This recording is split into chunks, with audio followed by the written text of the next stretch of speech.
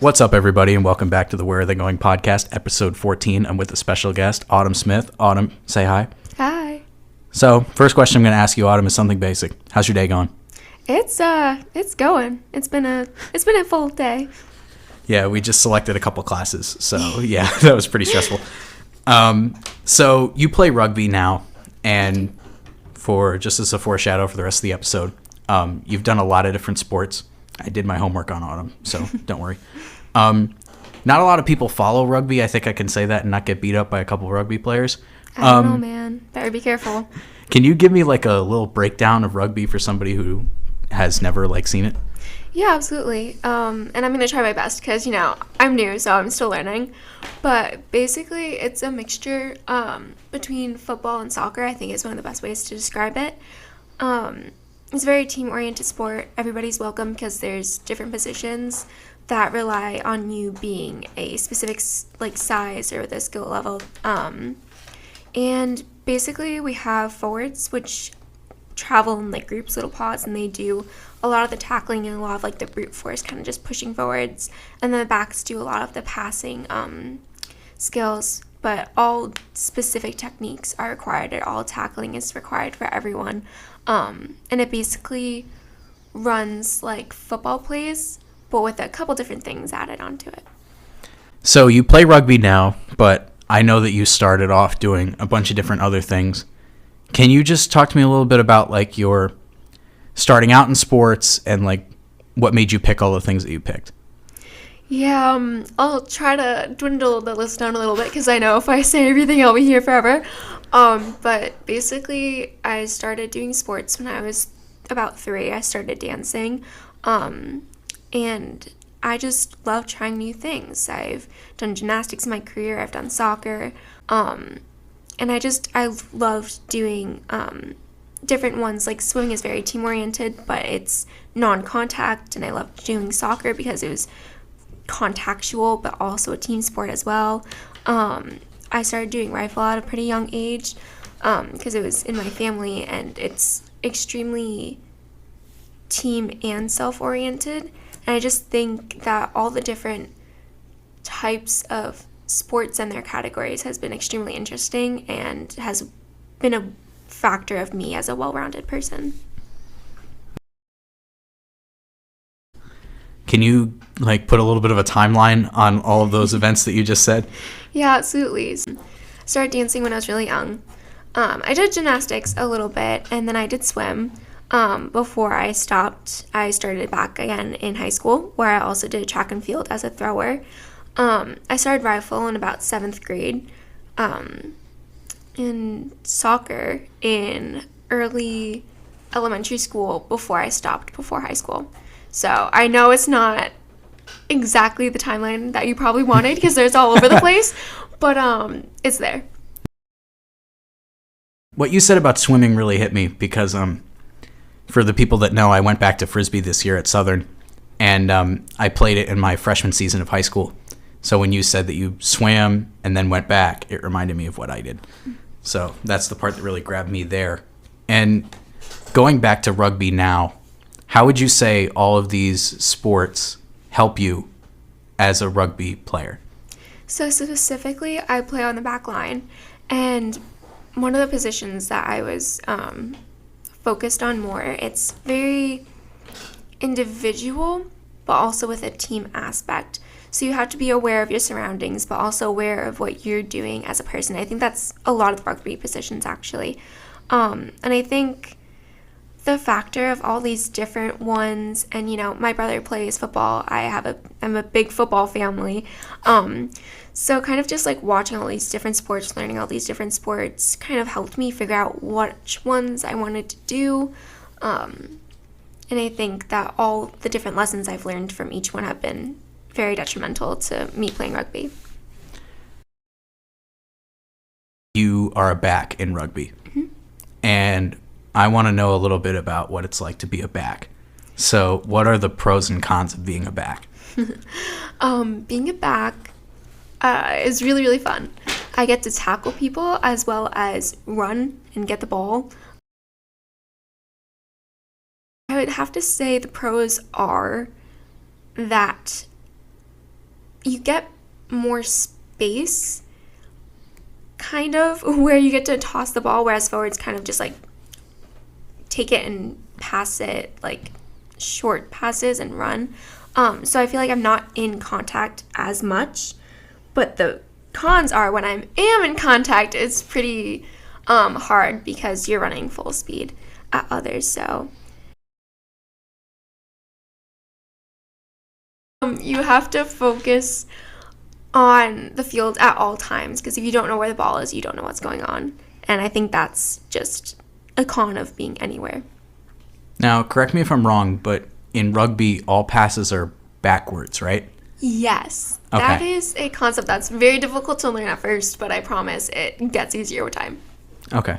For those who don't know Autumn, for her to say that she likes tackling, it does not fit with her personality at all. And that's just like absolutely hilarious. So all of you that previously know Autumn who are watching this show are probably laughing along with me in my head.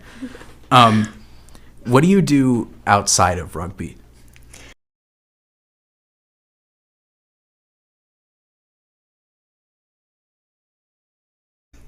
Homework. No, I continue my rifle. It's been a really big part of my life, and I get to continue it as a junior and adult. I do many clubs like Active Minds, which is a mental health club here on campus at SCSU. I also like to just do normal things like watch TV, hang out with my friends, exercise as well. It's just a lot of different things, I think that balance is really what everybody needs as an athlete and just as a person in general. And one thing that you didn't mention that I'm going to mention, we're in the Southern Honors College, which when she said homework, that completely hit. Yeah. And that's like a lot of my life right now is just homework. And that's why I've been off this podcast for 2 months. Now I want to get into some influences in rugby. I always ask these 2 questions, and I always say that I'm going to flip them after I ask the first one. So, who is your biggest influence off the field for rugby? Off the field for rugby? I'd have to say my brother. Okay. He does not play rugby, but he does play football. And again, a big part of my life has always been growing up with football, and seeing him progress makes myself want to also progress and keep going even when it feels difficult. Even when you got tackled to the ground, you got to keep going. And watching him grow up and progress has made me want to do it as well. Now, since your brother also plays football, did he teach you any techniques on how to get tackled correctly? Yes, because he just likes to tackle me. But yeah, speaking of which, there is very specific technique for rugby that you need to learn, or else you'll get hurt. And I know I keep saying technique, but it is a really free-flowing sport, which is quite interesting and something I enjoy a lot. Mm-hmm. And here's where that spin comes. Biggest influence on the field for rugby? I like that question. You never hear that question. That's why I asked it. On the field, I think I'd have to say all my team, and even off the field as well. I know we're focusing on, but they're such a big influence. They make me want to do better. And it's hard when you're playing a game to be yourself and help other people, but such a big part of rugby is communication and just getting to watch them, and it's making me want to do better for them because they're my team and they have so much love for one another as I do for them, and it's been very influential in how I play. Now I'm going to go back a little bit to all of your sports as a whole. Mm-hmm. But what are some of your favorite moments /s in sports? But whenever I get to help someone form a new skill in a sport, especially rifle, and even when I played soccer, I was an older junior, and I get aged down a lot because I'm born later in the year, so I was one of the oldest people in my sections. And getting to help them learn new techniques and watch them progress and them getting excited that they're doing better than they had before, that has been one of my favorite moments. And even in something new like rugby, you know, like when I'm able to help out, it makes me feel so happy, and it makes me feel validated that yes, I can do it. I do know what I'm doing for the most part. But I want to relate with what you just said. I am also, in addition to doing this podcast, an adult leader for my scout troop in my town. And I practically, between me and my hometown best friend, Zach Zunski, we practically taught the whole troop how to play ultimate frisbee. Mm-hmm. And to see those kids progress from 5th and 6th graders when they learn how to play to 9th graders who are really fascinated with the game, learning how to do things like forehand and what the force side is for those who know what ultimate frisbee is. And it's really cool to see that and just see people sharing a passion with me like that. And I completely agree with you on that one. Now, I know that you play rugby, which is a club sport here. Mm-hmm. So I'm still interested to hear how that shaped your college decision process, even though you obviously didn't get an offer for it like other Division 1, 2, and 3 athletes get. So I honestly knew I wanted to play rugby before I came to Southern, because I always saw it on the roster and I thought it was so cool. And again, I missed contact sports a lot, so being able to go back into something that was new and interesting, and something I was missing, was really helpful in my process of learning, because like Southern was honestly not my first choice. I love that I'm here now, but just knowing that I can try new and different things when I got here was definitely helpful in the process for me deciding. Give me a little bit more about like why you picked Southern. Yeah, I really liked that it was fairly close to home, so that I can go home if I ever needed anything, but also have enough space to live my life and try new things. And as we touched upon, I am part of the Honors College, as Ben is as well. And I love the aspect of getting to learn new things and having a higher education, even though sometimes it could be very difficult. And they also had a very wonderful sustainability program, which is what I do here at school. It's part of my major, and I really enjoyed that I can get to grow with that here as well. That's a really good answer. That's probably one of the better answers I've heard on this show. So I'm going to compliment you for that one. Thank you. Now, I know we've been here for, like a little over 2 months-ish. Sorry if my math is wrong. This isn't a math podcast. But looking back on it now, do you think that Southern was the right choice for you, or do you feel like you need more time in order to answer that question? No, I think about this a lot, actually. And I mean, whether it's, beneficial to me 2 years from now or even 1 year from now, I don't know.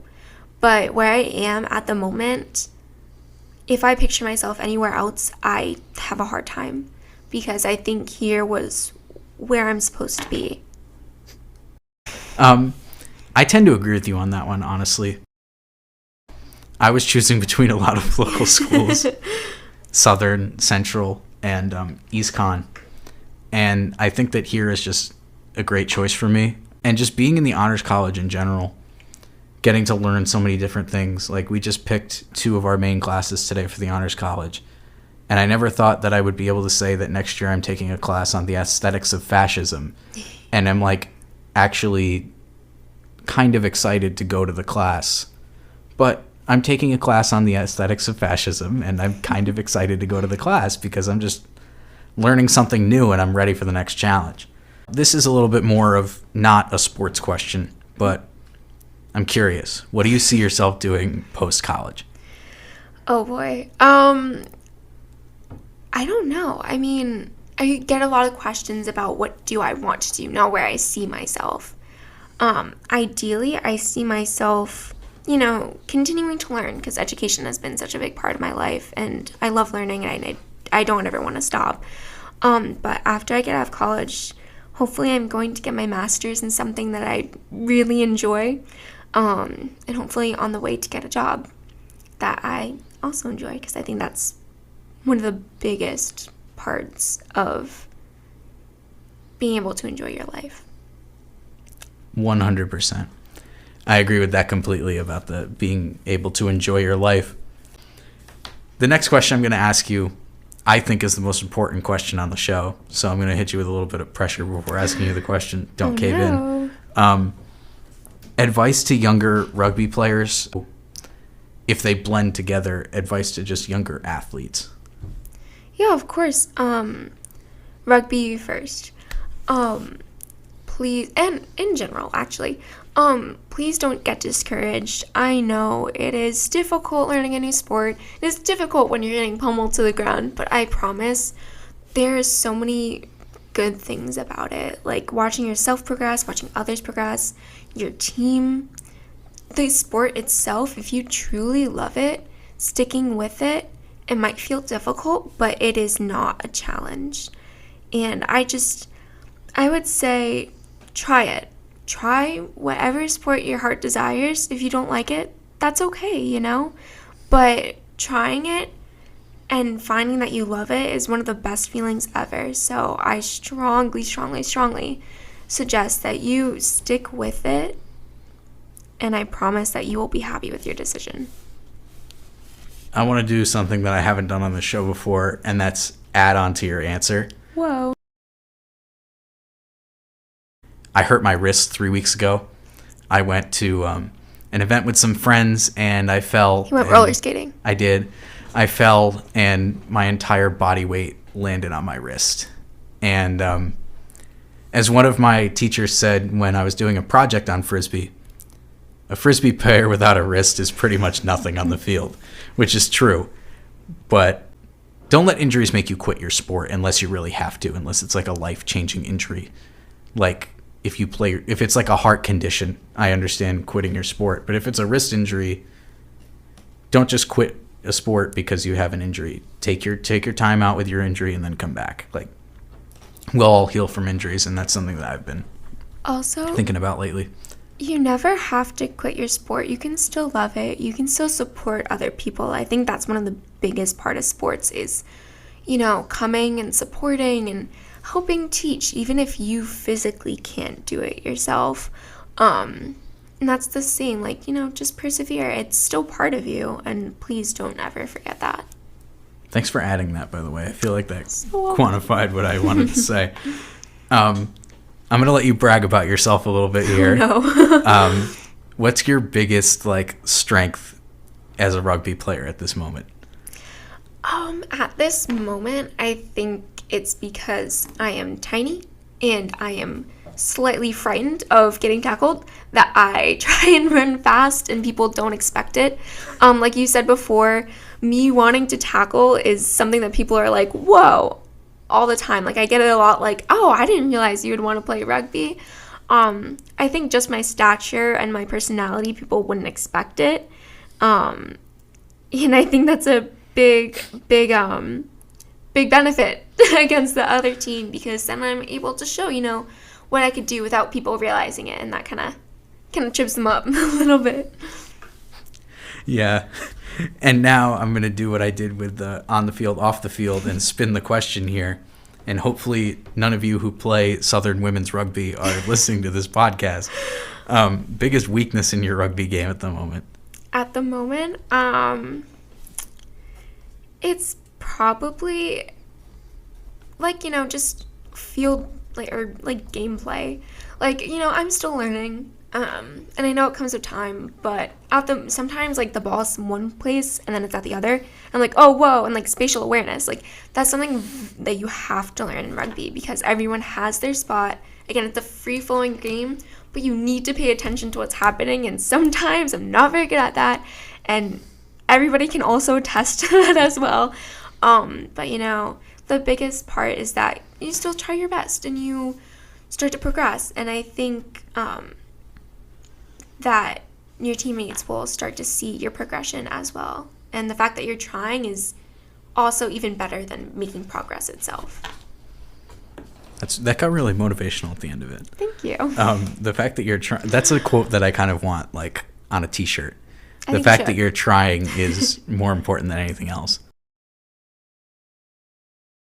Now we get more to, like, the fun questions. Yay. Before every game, you need your nutrition. Favorite pregame meal? Oh, I honestly don't like to eat a lot before games, except if it's the night before.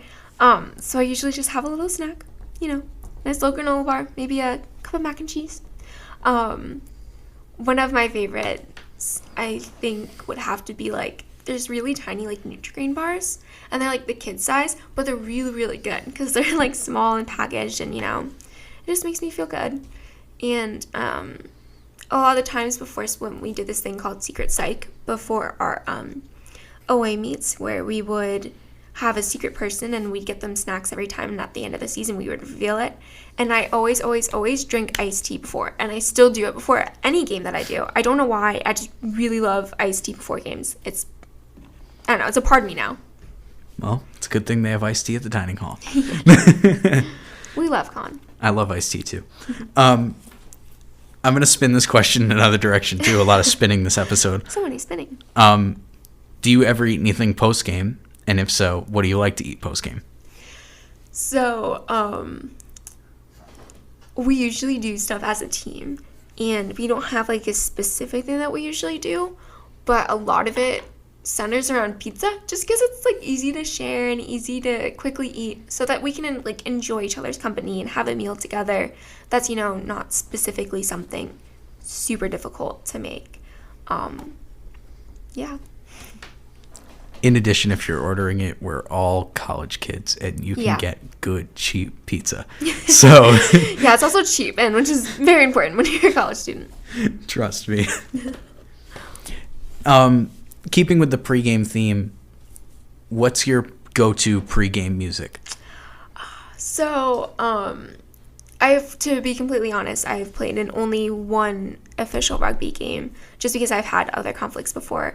And on the way, when we were in a van, it went from oldies, like 80s and 90s classic rock, to throwbacks, like early 2000s. And, I think it's a good mix, because you can get those, like, motivational in there and just ones that pump you up. So it's a whole different selection.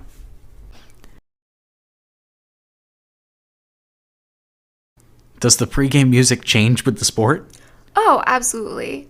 I think a lot of the time when you're, like, hyping up, like, you're doing, like, something physical, like rugby or soccer or swim, you want to listen to something, like, that's gonna pump you up. The beat is going faster, or it's just something that, like, means a lot to you, and you're like, I want to play for this. Whereas for rifle and other things where, like, you kind of have to, like, slow your heart rate down and make your body kind of slow down, you want stuff that's, like, still familiar to you and not necessarily, like, slow, but kind of more mellow that you can just keep in the back of your head. I have danced while I was like, at a competition before, and it was fun, but I was like, okay, now I have to do what I have to do now. So sometimes it can be distracting, but it's different things work different for everybody. But for me personally, I find that different music suits best for different sports. Dancing at a rifle competition. Yeah.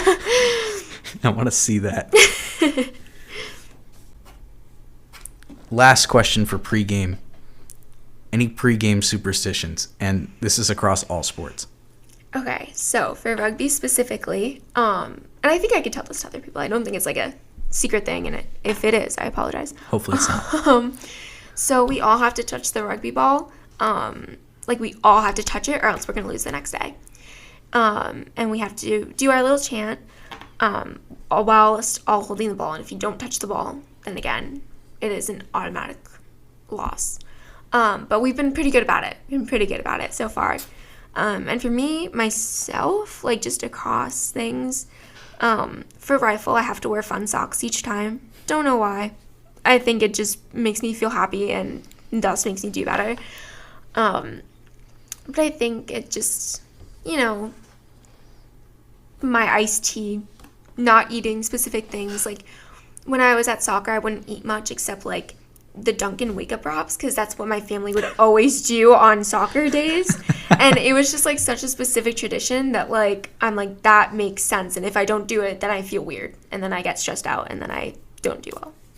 And before we skip the pregame category, I think I say this a lot, but one of the answers that I got for pregame from a good friend of mine who's now at UNH, Morgan Ron, she plays field hockey, she said her pregame meal was ice cream. And I love that. Although that's kind of fun, I don't really advise it. But hey, if it works for her. No offense to your pregame meal, Morgan. Don't come after me for that one. Rugby's obviously a physical game. Have you found a way to, like, recover from the physicality of rugby? Yeah, so ice and heat. Like, I've been lucky not to have a serious injury, fingers crossed. I hope I'm not jinxing myself, but ice and heat are extremely detrimental. Also just like mentally, like, allow yourself to relax. Like, I know you might be frustrated, you might be hurting, but you have to remember, like, you can't get better unless you relax. And you're gonna be stressed out and maybe not want to like sleep or just be stressed on how you did that day, but trust me, like, just letting yourself mentally unwind, not worrying about how good you did at the game, focusing on your strengths and weaknesses, how you can overcome them, yes, but make sure that you allow yourself time to do that. And I think that's one of the biggest parts, because how you're doing mentally affects how you do physically. I agree with that 100%. How you're doing mentally affects how you're going to do physically. And last question here. I always ask this at the end of every episode. Who do you want to see on here next to be interviewed? Oh, I like that one. I think there's a whole array of sports that people don't think about in different categories. So, like, rugby isn't something that people would necessarily think about. And I would love to see, like, my captains on here. My roommate, Sophia, she actually does rugby as well, and she's killing it. And she's definitely loves the sport and would be so interesting to talk to, because she's done a ton of things throughout her life. But I have friends who do other sports like fencing and cross country and color guard, and I think it's those are all very exciting things that are good to mention, because they each have their own strengths that play at life and why they're part of somebody else, and I think that's always interesting to learn about. I'll definitely take those notes for next time. Autumn, thanks for coming in here today and sharing your wisdom with all of us. And with the last little bit that I have, I just want to sit here and talk for a minute, because obviously the last episode I put out on this podcast was in August, and it's end of October. A lot's been going on. I didn't want to put out another episode until I got into the Southern Radio Room to do this. Shout out to Liam from WSIN Radio for looking over my application and allowing me to come in here and use this equipment. I also have a lot of friends who do shows on WSIN Radio, so if you guys are interested in tuning in, WSIN 1590, a lot of different shows ranging from things about paranormal investigators to shows about believing in Christianity. So there's literally everything for anybody. And I want to keep this going. I have this slot Wednesday at 4 o'clock every week, and I'm only going to keep that going with support and suggestions. So I just created an Instagram for the podcast. It's at Where Are They Going Podcast. Very simple. Go follow that, and I'll put up a story on there with a box for you guys to respond with suggestions of people to put on, and I'd love to take a look at those and get some new people on. So anyways, that's episode 14 with Autumn Smith. Come back next week and we'll have someone else on here.